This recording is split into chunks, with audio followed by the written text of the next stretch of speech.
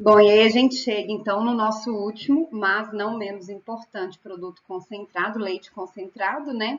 O leite em pó, ok? Com relação ao mercado, a gente percebe que ele é produzido principalmente aqui no Sudeste, tá? A produção ela se concentra aqui na região Sudeste do Brasil. A legislação que regulamenta aí o leite em pó é a portaria 146 de 1996 do MAPA, tá? A gente vê aí que tanto para doce de leite quanto para leite em pó são legislações mais antigas, tá? Ela diz o seguinte: entende-se por leite em pó o produto obtido por desidratação do leite de vaca, integral, desnatado ou parcialmente desnatado, ou seja, aí na definição ela já apresenta para a gente 3 tipos de produtos, e apto para alimentação humana mediante processo tecnologicamente adequado. Tá? Então, essa é a definição de acordo com a legislação. E ela recebe, assim como lá no doce de leite, ela recebe diferentes classificações de acordo com determinados parâmetros. Então, por exemplo, aí com relação à quantidade de gordura. Com relação à quantidade de gordura, o leite em pó ele pode ser classificado em integral, quando tem mais ou igual ou maior do que 26% de gordura, parcialmente desnatado, entre 1,5% a 25,9% de gordura, desnatado menor que 1,5% de. Bom, outra classificação que eles dão aí, a legislação dá para o leite em pó é com relação ao tratamento térmico. Esse tratamento térmico não é o tratamento térmico que acontece durante a desidratação, tá? É um tratamento térmico antes da desidratação, antes da concentração. Mas daqui a pouquinho, lá no processamento, a gente vai falar mais para vocês. Não precisem preocupar com isso agora. Eu só quero mostrar para vocês que existe essa classificação. E ele é classificado de baixo tratamento térmico quando a quantidade de nitrogênio da proteína do soro não desnaturada é maior ou igual a 6 miligramas por grama. De médio tratamento térmico é quando a proteína do soro não desnaturada fica entre 1,51 e 5,99 miligramas por grama. E de alto tratamento térmico é quando a quantidade de proteína do soro não desnaturada é menor que 1,5, tá? Esses termos eles estão muito relacionados com a solubilidade, tá? Lá no processamento a gente vai falar mais disso aí. Outra classificação é com relação à umectabilidade e dispersibilidade. Então, o leite em pó, ele é classificado em instantâneo, né? Se a gente observar no rótulo, a gente vai ver aí, ó, escrito instantâneo, ou leite em pó integral, né? O leite em pó comum, sem ser o leite em pó instantâneo. Então, a gente tem essa diferenciação aí dos 2 tipos de produtos, né? O instantâneo, ele tem uma umectabilidade, uma dispersibilidade muito maior, tá? Então, ele dissolve mais rápido, né? E esse é o objetivo, né? A gente, normalmente, quando a gente compra um leite em pó, a ideia é reconstituir esse produto em leite, né? Em água. Então, ele tem que ter, sim, uma dispersibilidade, uma umectabilidade boa, tá? Ou seja, ele tem que dissolver muito fácil. Então, ele é classificado instantâneo e não instantâneo. Ingredientes obrigatórios: leite de vaca. Somente leite de vaca, tá? Mas muito raro a gente não consegue produzir um leite pó só com leite de vaca, tá? A gente adiciona alguns outros agentes aí para ajudar no processo de produção. Então, é permitida a adição de aditivos, tá? Lecitina como emulsificante, máximo 5 gramas por quilo. Antiumectantes, né, como silicatos de alumínio, cálcio, fosfato, no máximo 10 gramas por quilo. E não é permitido a adição de coadjuvantes, ok?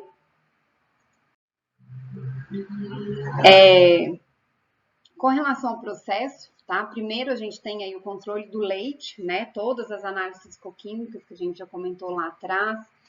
Passa pelo processo de filtração, padronização, de acordo com o teor de gordura, né? Se eu quero um leite em pó integral, eu padronizo o teor de gordura de acordo com a classificação que esse produto vai ter, semidesnatado ou desnatado. A homogeneização ela é opcional, principalmente no caso de leite em pó desnatado, tá? No leite em pó desnatado não tem sentido nenhum passar pelo processo de homogeneização, que ele está relacionado aí com a quebra do glóbulo de gordura, tá? E aí vai para o tratamento térmico, que foi o que eu falei para vocês, né? Que ele diferencia em tratamento térmico alto, médio e baixo. A concentração, a desidratação, e aí ele é resfriado, e enfim, então ele é condicionado, armazenado, transportado e comercializado, tá? Então, gente, observem que a gente tem aí 3 etapas onde esse produto é aquecido, tá? Então, não é simplesmente, vou pegar o leite, vou passar ali no spray dry e tá pronto, tá? Não. Ele tem aí adição de alguns ingredientes para ajudar no processo e ele passa por essas 3 etapas de aquecimento, ok? A concentração nem sempre envolve aquecimento, mas normalmente é por aquecimento. Eu vou falar para vocês aí os diferentes tipos de concentração que a gente tem, tá? Então, vamos começar com o tratamento térmico. Bom, então vou falar para vocês aí dos 3 tipos de aquecimento, né, que aí o leite em pó sofre, e o objetivo de cada um deles. Por que ele tem que passar por essas 3 etapas? Então, o primeiro é o tratamento térmico, né, que tem como objetivo reduzir micro-organismos e inativar enzimas. Esse tratamento térmico, ele pode ser de baixa intensidade, tá? Média intensidade ou alta intensidade, dependendo da temperatura e do tempo que a gente usa aí. Então, de baixa intensidade é o que vale a uma pasteurização, 74 graus por 30 segundos. E aí esse leite em pó, ele recebe a classificação, né, o nome de leite em pó de baixa temperatura, ok? Que ele entra lá naquela classificação de, no mínimo, 6 miligramas por grama de proteína de soro não desnaturada. O de média intensidade, a temperatura é um pouco maior, 76,5 a 85 graus por 15 segundos, de 15 a 30 segundos. Tá? E ele recebe o nome de leite em pó de média temperatura. E tem que ter entre 1,5 e 6 miligramas de proteína de soro não desnaturada. E por último, o tratamento térmico de alta intensidade, onde eu tenho uma temperatura muito alta, mas num tempo muito curto, tá? Ele fica ali entre 90 e 121 graus, mas por apenas 1 segundo. Então, esse leite, ele tem uma melhor solubilidade, ele apresenta um sabor melhor, tá?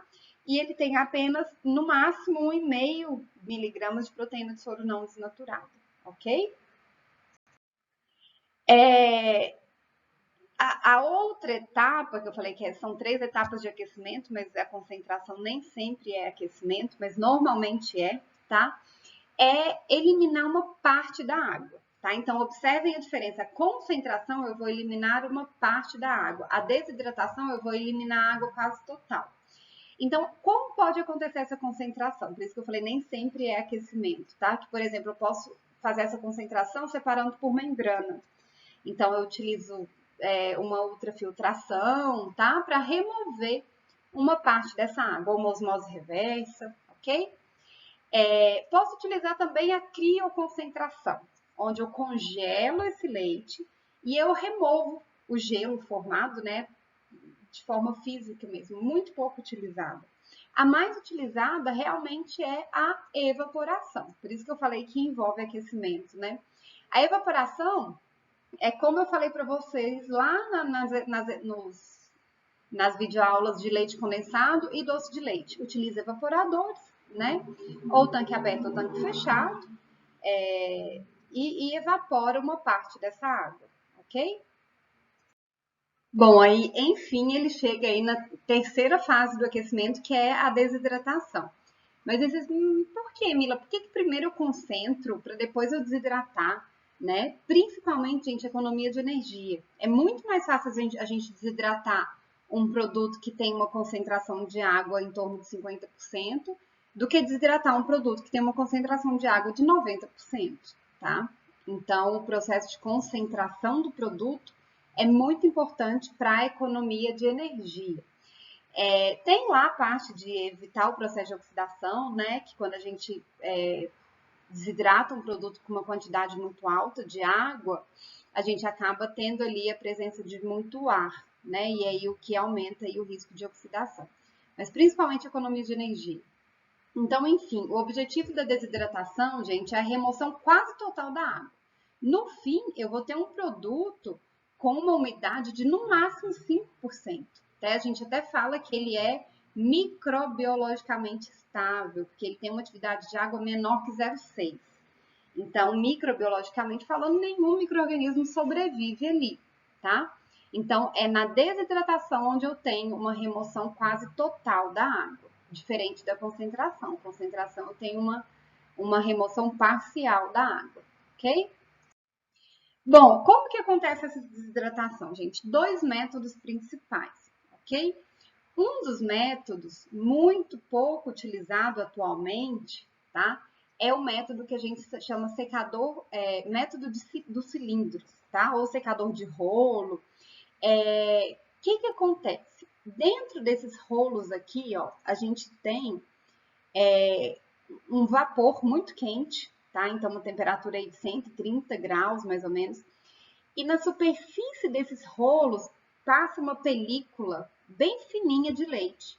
Então, aqui, ó, esse azulzinho aqui é o leite que ele vai passando na superfície desse rolo, tá? E a hora que ele entra em contato indireto com esse calor, à medida que esse rolo ele vai girando, dá tempo desse leite concentrado ir secando, tá? E aí vocês podem observar que aqui tem uma faquinha, ó, que vai raspando esse leite seco e depois ele passa aqui por um triturador, né? Onde esse triturador ele vai moer mesmo, né? Vai triturar e transformar essa massa seca em um produto em pó, tá?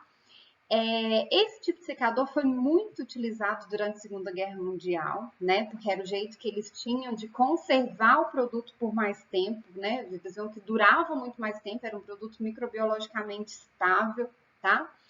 Mas hoje em dia, pelo fato do leite ficar muito tempo em contato com uma superfície muito quente, ele não é um produto desejável para a nutrição humana, né? Para a alimentação humana. Então, é um tipo de equipamento muito utilizado, mas para alimentação animal, fazer rações animais, ou para ser utilizado em outras indústrias, né? Panificação, mas para leite em pó, para alimentação humana, para ele ser consumido de forma direta, esses equipamentos não são muito utilizados. O que a gente utiliza hoje em dia é o spray dryer, né? Que é um processo de atomização. Como que esse spray dryer funciona? Eu coloquei em outra imagem aqui que é melhor de explicar. Que acontece? O leite ele é atomizado, tá? Em uma câmara de ar quente. Então, quando ele é atomizado em uma câmara de ar quente, imediatamente essa água é removida. Então, quando ele é atomizado, ele se transforma em gotículas, ou seja, gotículas muito pequenininhas, onde eu tenho uma área superficial muito grande. Área superficial muito grande, em contato ali com esse ar quente, rapidamente a umidade dessa gotícula ela é removida, tá? Então, em um curto prazo, em um curto espaço de tempo, eu tenho uma remoção de praticamente toda a umidade do meu produto. Então, é um processo que não agride muito o meu alimento, porque ele é muito rápido, tá? E a minha partícula, ela não, eu consigo remover a água e o meu pó, ele não chega a 80 graus, tá? Consigo remover essa água a uma temperatura inferior a 100 graus, certo?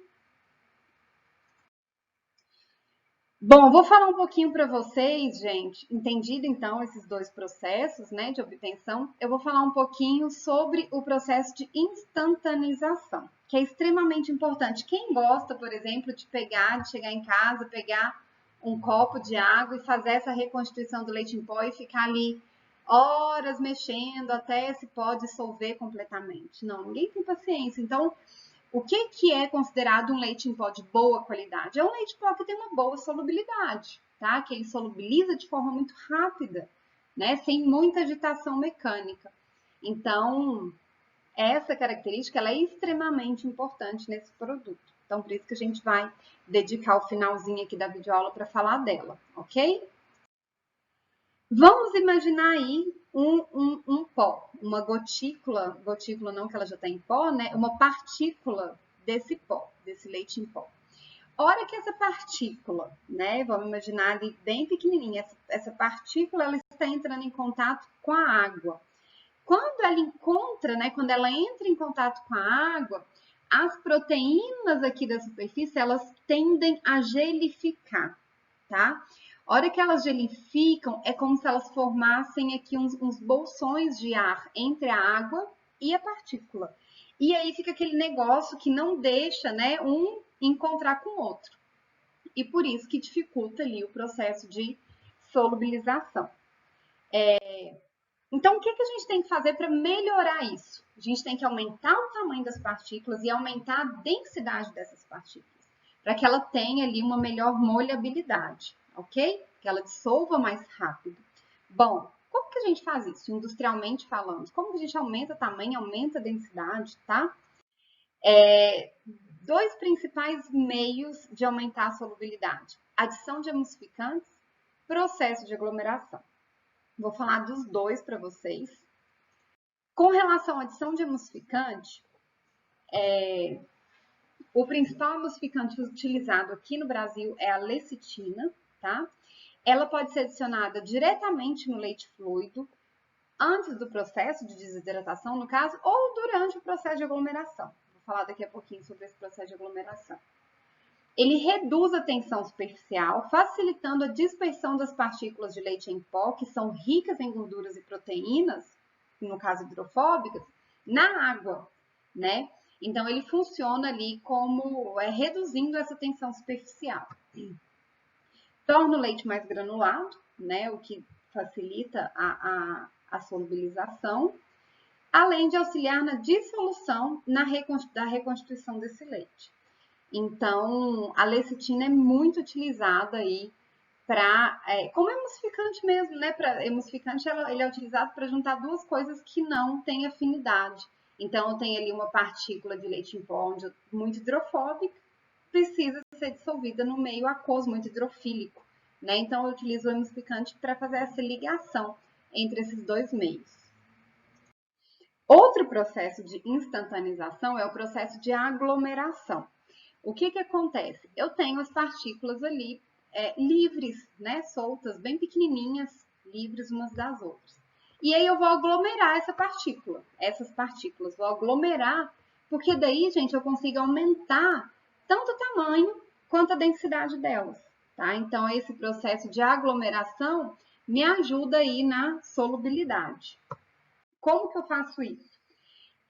Eu posso fazer a fabricação em uma fase, tá? Onde na primeira fase eu tenho a desidratação até 12% de umidade. E aí, quando ela está com essa umidade um pouco mais elevada, 12%, tem ali a aglomeração dessas partículas, a cristalização da lactose, e depois eu continuo, né, numa segunda etapa, o processo de desidratação, até uma umidade menor que 5%, que é o desejado. Então, aqui eu trouxe para vocês um exemplo de um equipamento, ele é chamado atomizador Niro, onde acoplado ao spray dryer, eu tenho aqui um leito fluidizado. O que acontece, gente? Em um primeiro momento, aqui no spray dryer, eu tenho a desidratação parcial, tá? Então, ele fica ali em torno de 12%. Vem aqui para a fluidização, para o leite fluidizado. Nesse leite fluidizado, reparem que primeiro eu tenho uma injeção de ar quente e depois eu tenho uma injeção de ar fria, tá? Então, ele passa aqui por duas etapas. Então, a hora que ele recebe esse ar quente, ele vai ficar levitando, né? É um leite fluidizado, ele vai ficar ali levitando mesmo, né? Essa é a palavra. Não sei se é exatamente essa palavra técnica, mas ele fica ali flutuando, né? Recebendo esse ar quente de baixo para cima. E nessa flutuação ele vai aglomerando. Como ele está com uma umidade ainda um pouco elevada, 12%, ele vai aglomerando, aglomerando, aglomerando. Passa então por essa corrente de ar fria e depois ele sai já aglomerado desse processo. Por isso que é chamado de uma fase. Em um único equipamento, a gente já consegue fazer tudo que a gente precisa. A gente consegue remover a umidade, né, aglomerar e secar esse produto até a umidade desejada, ok? E eu tenho a fabricação em duas fases.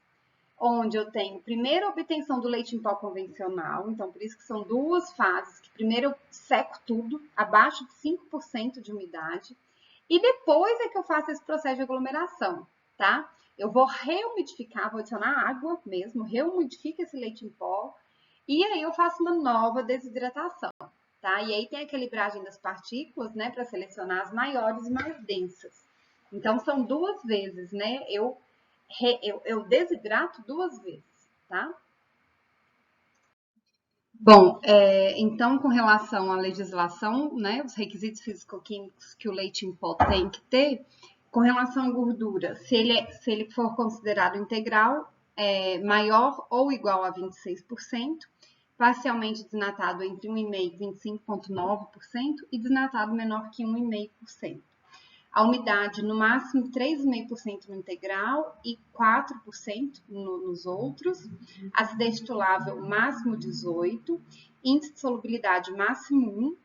O leite de alto tratamento térmico, né, no desnatado tem que ser no máximo 2.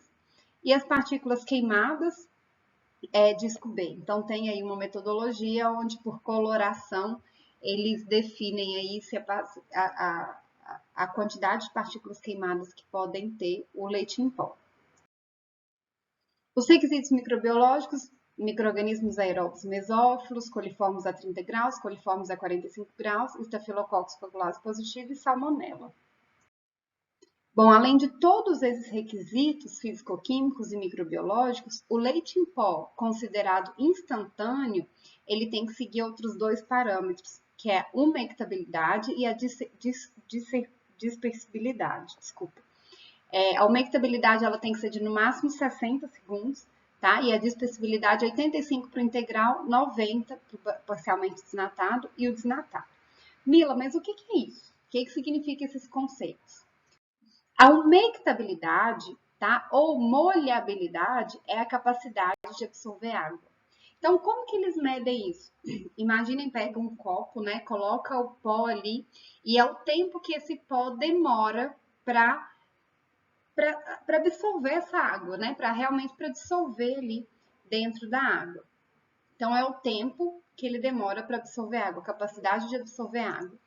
E aí, claro, né, gente, quanto maior o teor de gordura, menor a molhabilidade, porque ele é mais hidrofóbico. Então, o leite em pó desnatado, ele dissolve com muito mais facilidade.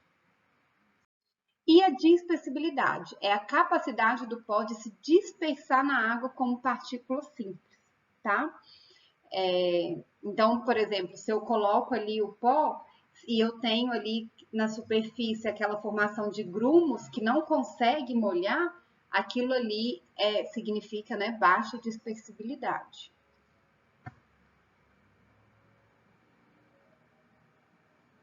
Para melhorar as características, né, para melhorar a dispersibilidade desse leite em pó, o que eu posso fazer?